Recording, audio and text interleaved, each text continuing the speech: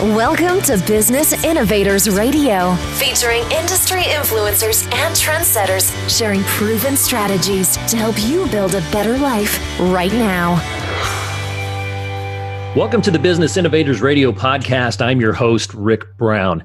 One of the most intriguing business sectors in the U.S. right now is the cannabis industry. Annual sales of cannabis in the United States in 2018 topped those of video games, Netflix, and Oreos combined. The global legal marijuana market is expected to reach more than $146 billion, billion with a B, by the end of 2025. In fact, capital fundraising from North American public cannabis companies totaled more than $394 million in January of this year alone. And it should come as no surprise that California holds a large stake in the cannabis industry. A down and dirty trip, if you will, through California's legalization looks something like this.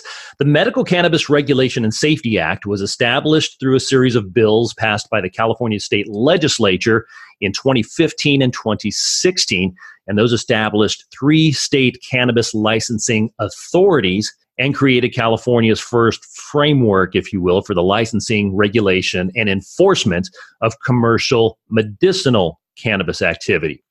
In November 2016, California voters approved Proposition 64, otherwise known as the Adult Use of Marijuana Act, and that allowed adults 21 years of age or older to legally grow, possess, and use cannabis for non-medicinal purposes, of course, with certain restrictions.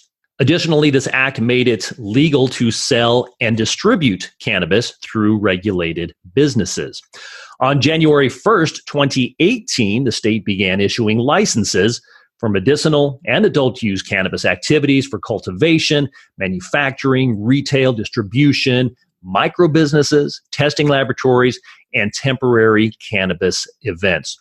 All of these licensed commercial cannabis businesses are now operating under new state cannabis regulations, which were approved and that went into effect here in California in January of this year. Joining us today to talk about the business of cannabis is entrepreneur and executive Omri Agam. Omri is the Vice President of Corporate Development with Natura Life Science, a Sacramento, California-based cannabis company that's aiming to solve the industry's supply chain challenges by creating a one-stop platform to launch and scale cannabis brands. Omri's resume is impressive. It includes experience in corporate finance, mergers and acquisitions, investments and operations.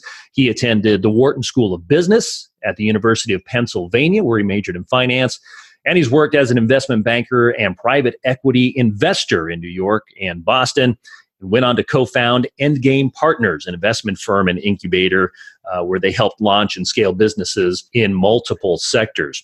In May of this year, Omri and Natura announced the completion of a $91 million round of private financing and the construction of what will become the largest vertically integrated cannabis campus in California. Omri, welcome to the program. Thanks so much for having me, Rick. Yeah, absolutely. Let's start off, please, by having you tell us exactly what is a vertically integrated cannabis campus. Sure. So we have been very inspired by the tech campus model and creating kind of an incredible place to work that is, more than just a manufacturing facility or more than just a cultivation facility. And so the vision of Ori, our founder, Ori Byton, was to create a place that kind of brought the best practices of tech to this emerging industry, which, as far as I can see, it will be one of the fastest growing industries that I'll see in my lifetime. And tech has paved a great road of how to do that. So that's kind of what we're envisioning as far as the campus. Everything located here. A lot of cannabis operations create kind of a vertically integrated structure by piecing together parts geographically. We are very focused on having everything under one roof and really creating a repeatable model for doing so. So once we really dial that in here, and what dialing it in means to us is the facility and the processes and systems around the facility, best practices, GMP, FDA standards, all of that. plus the technology system that we're building that will touch every single part of the vertical operation, plus the management system that we're putting in place, which is a large part of my role here. Building all of that out and then making it repeatable. So taking this campus model, and the vision is to create 30 of these around the world in the next 10 years. What we're implementing here is really kind of seed to sale or seed to the actual consumer operation. When we say vertically integrated, we're really looking at the genetics side and growing incredible genetics, developing incredible genetics, then bridging that to cultivation itself. So we'll have 3 mixed light greenhouses. Mixed light meaning we'll kind of have a translucent roof made of a very special material that allows us to utilize certain UV rays to enhance the efficiency of the cultivation. And that 190,000 square feet over 3 greenhouses will be producing, when it's fully operational, about 1,000 pounds of flower every 3 days, which is just an immense amount. And then after cultivation, we are also developing kind of under this roof, quote unquote, our formulation. So formulation of products, formulation of cannabis oils and terpenes and everything that goes into creating any type of cannabis product. Then we will also have here in this facility about 66,000 square feet of manufacturing. So that will include extraction and manufacturing. On the extraction side, it's every type of kind of extraction that exists right now in cannabis to extract the oils or the molecules, the cannabinoids that you want to extract to make certain products. We'll also have manufacturing of every type of product that is basically being sold in cannabis today, except for beverages initially. Beverages kind of requires very specific, specialized equipment that we're not bringing in up front, although we will likely expand there. But every other type of product, we'll have a commercial kitchen, a test kitchen, so edibles, everything from tinctures and topicals, vape pens, any product that you see in a dispensary right now, essentially, except for beverages, as I mentioned, we'll be able to produce here. And then we'll also have distribution and direct-to-consumer delivery. So literally everything from the seed to the consumer under one roof, tied together by SOPs and best practices on the facility side, a technology system that our CIO, Eli Carmona, is building that is truly mind-blowing. And the folks from the industry who have been in here and have had the privilege to see what we're working on there so far have really been blown away. And then management systems and processes that really create a unique culture and a unique way of driving this business towards our vision. And so once we have that campus dialed, as I said, then the vision is to expand it across the world. So this is looking a lot different, when we look back, and I'm probably a little bit of an older guy than you. And, the cannabis world looked a lot different when I was a young guy Sure. from what you're talking about now. This is on a whole other level. And I'm really curious about some of the challenges that you guys face, both from kind of a public perspective and from a business perspective. From a public perspective, it's been evolving. Obviously, in just a few years, the perception has changed pretty dramatically. Omri Agam, our founder, when he was looking at cannabis businesses 3-4 years ago, he and I have known each other for a long time, done business together in the past, and we looked at some deals together. And even then, the difference between then and now is just night and day. And just in 3 or 4 years. Yeah, things move really fast here in this industry. I'm pretty new to this industry. I've only been at Natura since March of this year. And I feel like I've learned 10 years worth of knowledge in those 6 months.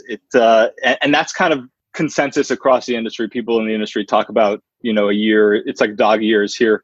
But also kind of the shifting perception is accelerating. I think it's definitely becoming massively accepted as far as certainly the medicinal side. I think it's universally understood now the impact that cannabis can have on people's health and on their lives on the medicinal side. And I think the wellness side and the and the recreational side and the benefits there are starting to be understood a lot more clearly too. Yeah, it hasn't been too many years, kind of like you say, that we saw a lot of stories of folks having to seek medicinal use, really, kind of an underground thing, and having to travel several states away to get cannabis products to help with seizures and this kind of thing. And it's just grown into this huge thing, and obviously a huge business, which you guys are a part of. What is this going to mean, do you think, for Sacramento? As we mentioned up top, this is the campus that you're looking at, about 265,000 square feet going into the southeast side of Sacramento, California. What do you think this means, bringing the industry in, and specifically what you guys are bringing into Sacramento?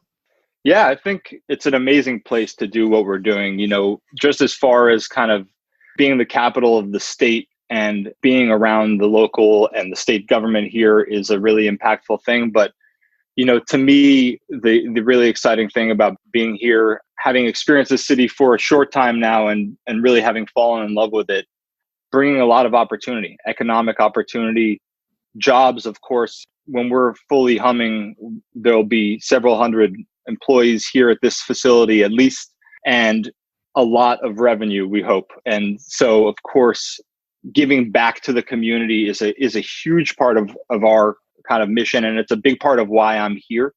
Locally and state level and nationally and internationally, we are very, very dedicated to making a huge positive impact, and that starts here.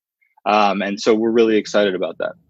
Yeah, that's pretty cool. What can you offer in the way of, from a business perspective? And you've got a very strong business background. We have a lot of listeners who are just starting businesses. What kind of advice can you offer from a business perspective for folks who are getting started and looking to scale up to something larger? In cannabis specifically, or in general? Yes. Let's talk about the cannabis industry. Yeah. So really the problem that we are looking to solve in the cannabis industry is supply chain challenges. It is very difficult for brands, we've found, to launch and try to develop their own supply chain. And is that because it's such a new industry? It's such a new industry. It's quite fragmented. There's not a lot of campuses or facilities of the scale that we're building. In order to, of course, have this type of scale requires a lot of capital, and we're very fortunate to have been able to raise that capital. But, you see kind of certain brands try to go and build their own vertically integrated operation to fulfill their needs. Challenges there as far as fundraising, challenges there as far as, it's so complicated with all the licensing, and I'm just starting to even wrap my head around that. It's a really, really challenging kind of world to navigate. And then if you don't have the capital to build your own infrastructure, well, even if you do, you could very well outgrow it, right? And then all of a sudden you need to go and find the pieces that you need in order to fulfill the demand. And I know many brands personally that had their own facilities and still had immense challenges because they ran into capacity issues, or they only could do certain products in their facility and they couldn't expand and do line extensions into other types of products and things like that. And then there are brands that say, let's go it alone. Let's kind of develop the brand, focus on the branding, the marketing, the sales, and piece together the supply chain that we need. And to date, that's been a huge challenge as well, because again, it's quite fragmented. There aren't a lot of facilities that have the type of scale and capacity that we're developing. And that's why we're so excited to do what we're doing here in California and then replicate it, because what we will be able to offer brands is a one-stop platform to launch and to scale. And so for brands that are very talented at creating demand, we basically tell them, we can provide your supply. You don't have to worry about that. If you can go out and create the demand, we will be the supply chain. We will do everything that you need. And in fact, it's so complicated to run a business, period, let alone in cannabis, when you add the level of licensing and compliance and all that. And so for a lot of brands, we're offering a lot more.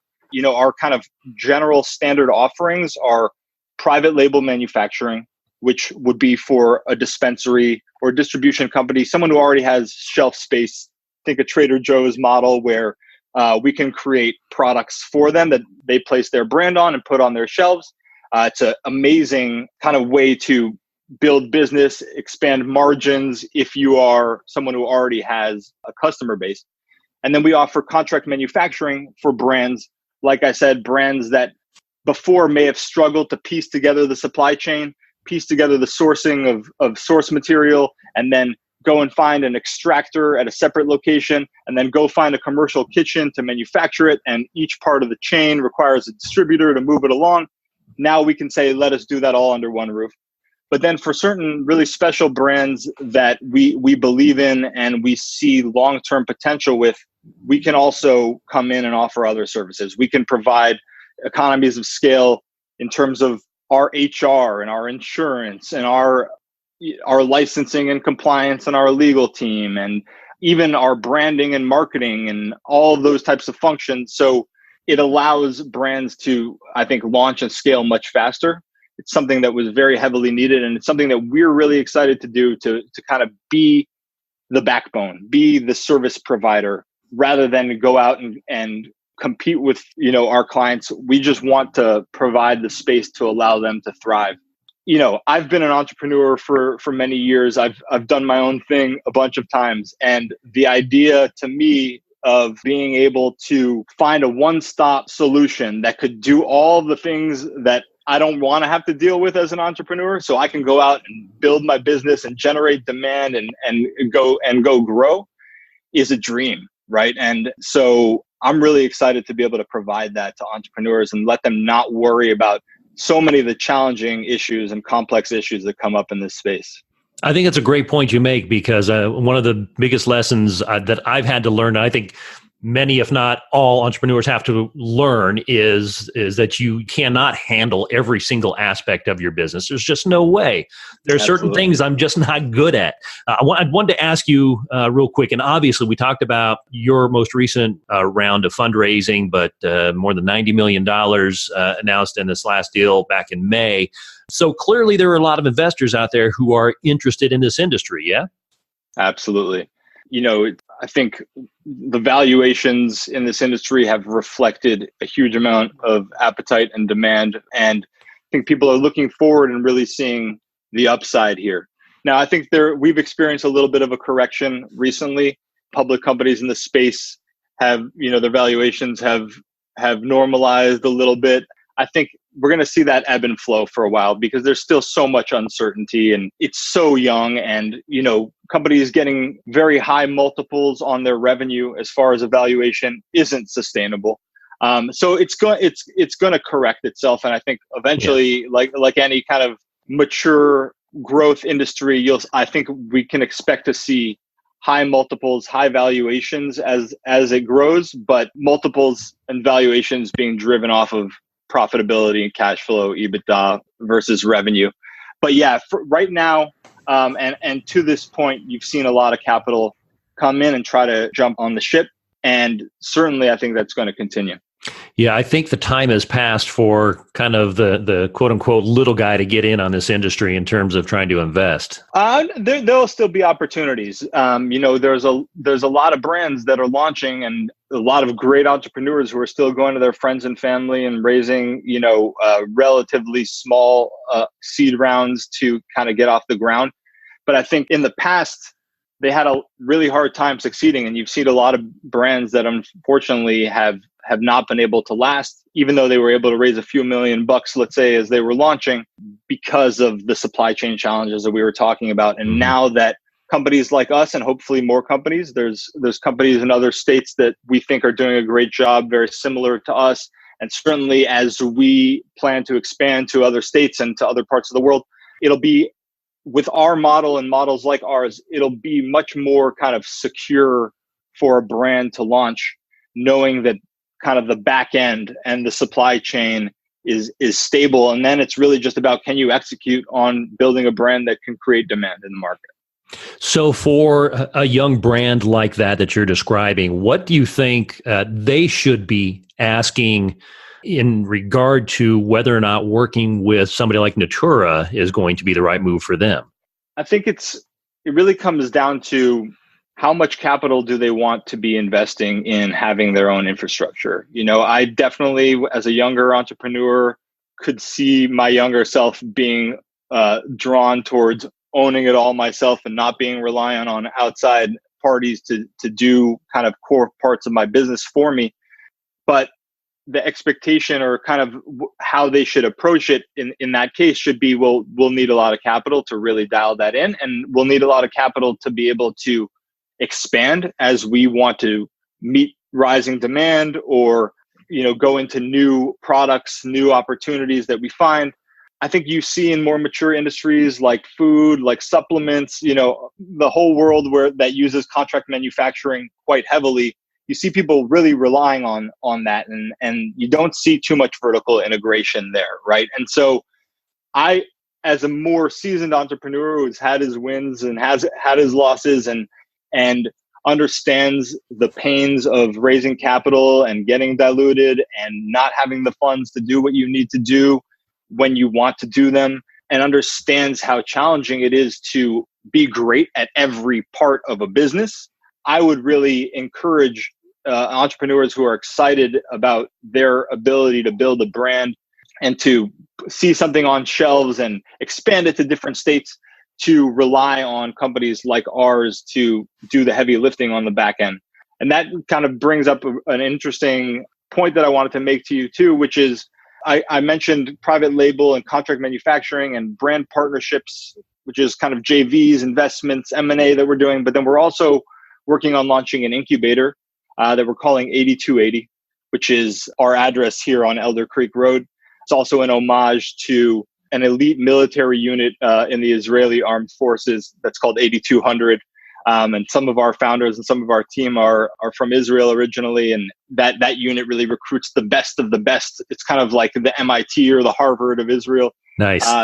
And so in that incubator program, we're going to be doing a really unique model. Rather than kind of the standard incubator model where you go out and you maybe join a program for 2 or 3 months, you get a little bit of seed capital, you kind of go through a boot camp and you learn what you need to learn from this program, and maybe you get some advisors and you go out on your own.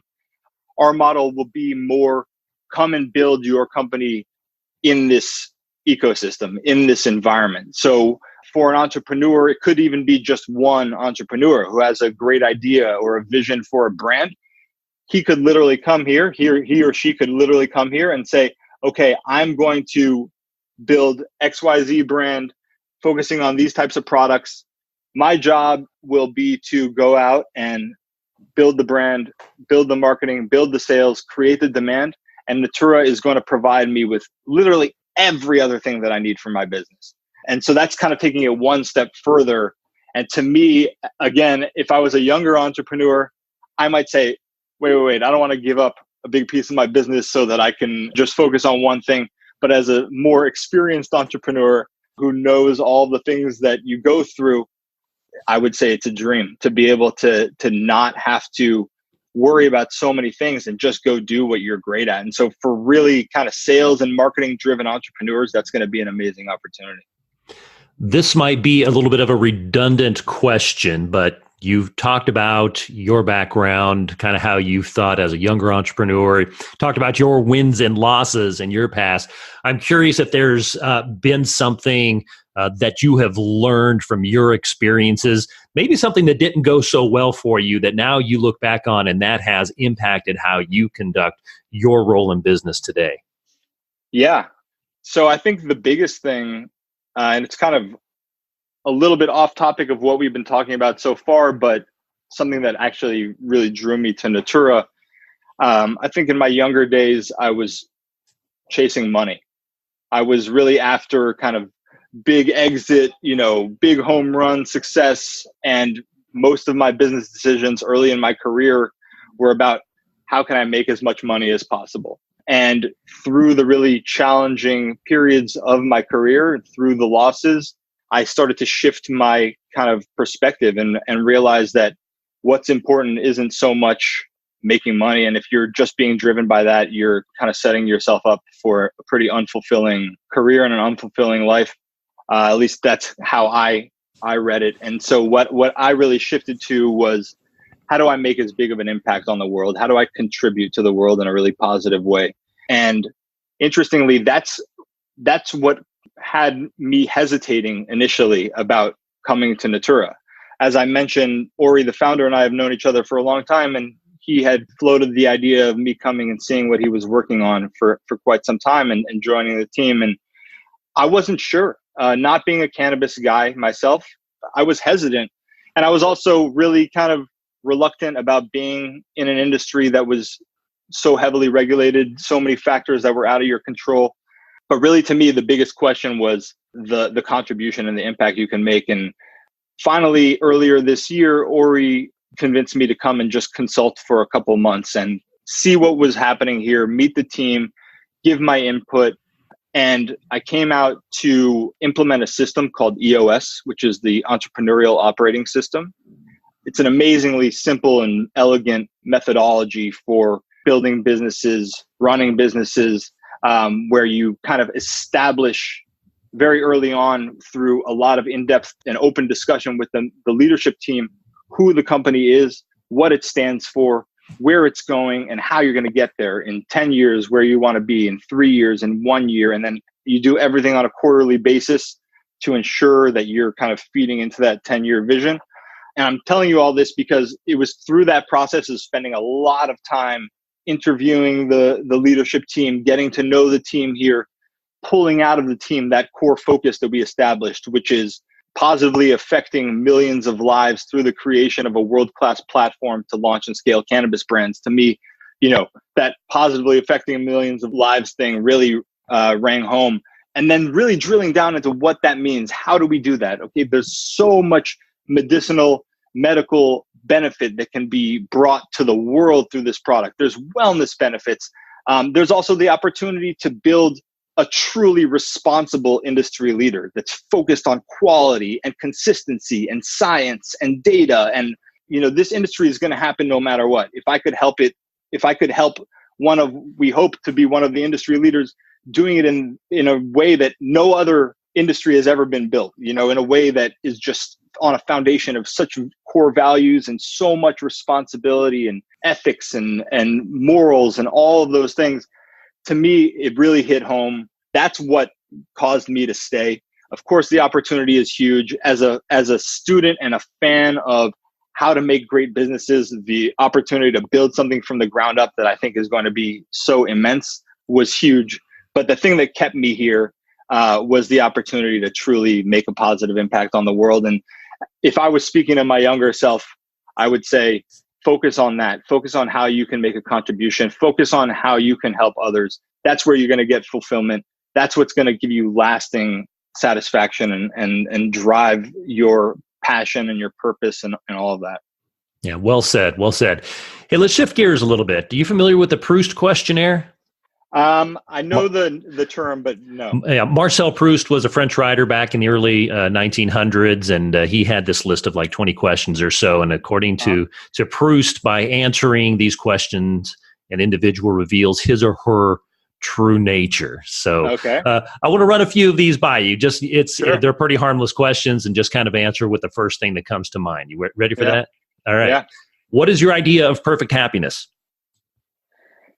Perfect happiness is fulfilling your life's purpose, fulfilling the mission that you came here to fulfill. Good. Which living person do you most admire?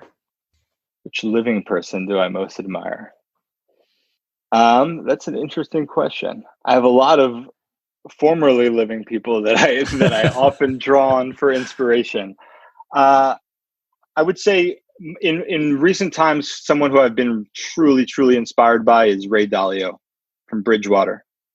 Tell us a little bit about him. So Bridgewater, largest, most successful hedge fund in history. And Ray Dalio is one of the greatest investors who ever lived. But what really draws me to him is not that. It's as great as he is as an investor, he's equally as great as a leader, as a business leader. And he wrote a book called Principles that I'm heavily influenced by and plan to implement a lot of those principles and that philosophy and that style here at Natura. And I just think that what he did in terms of building that culture, that's truly unlike any culture that I've ever heard of in any business, in any industry, and the amount of detail and care that he placed on building an idea meritocracy, as he calls it, on building a business, a company where anyone can thrive if you are open to being in that type of culture, which isn't necessarily an easy place to be. But if it is, I think it unlocks so much potential in the employees if you can kind of be at a place like that. And the methodologies that he placed, the systems and processes that are there, the amount of thought that's gone into every single aspect of building a great organization is something that's driving me in a big way here. You've given that a little bit of thought. Clearly. Yeah. What do you most value in your friends? Honesty, kindness, humility in all people that I connect with. I think those are some really big attributes that draw me. Good.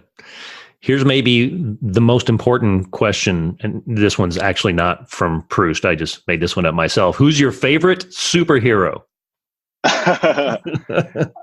My favorite superhero. So I didn't grow up on comic books, but I'm a huge fan of all of the Marvel movies that have been made in recent years. And my favorite ones have definitely been the Deadpool movies, I would say. So I would say Deadpool. Yeah, those are cool. You have a motto? I have a few that I definitely tap on, but I would say that everything is for me. Nothing is happening to me. Everything is happening for me. Yeah, nice. I like that. Omri, perfect, man. I think Proust would be proud. I appreciate you playing along with that.